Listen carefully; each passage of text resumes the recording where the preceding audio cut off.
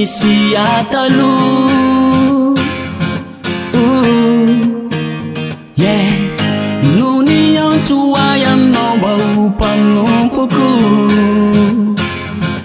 Yeah, tsy diso anjara tamin'ireo fitay, lavitra iay sy akiviny ka hoia hoe misaotra, misaotra, misaotra, misaotra. Ankehitriny tena lasa vaovao, lasany taloha tsy anintsony aho. Androany aho anao voady aminao, anaiky aho ny fitarianao. Anoro tena ho amin'ny fiainam-baovao, ny jiroko de ny fanahinao. Misaotra, misaotra,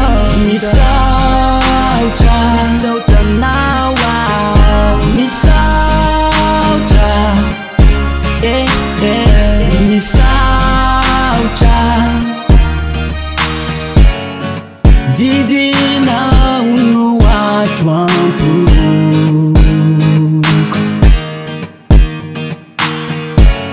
tsy atakaly io aty osoloiko. Satria tiako ianao Jesosy. Yeah, misaotra anao aho, satria no ianao no natohizao ahy. Yeah, misaotra, misaotra, misaotra,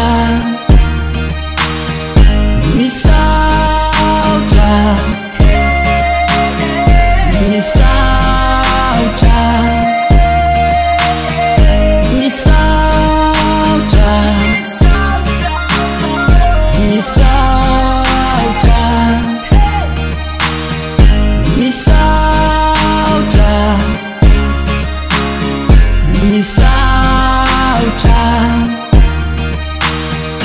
misaotra, misaotra,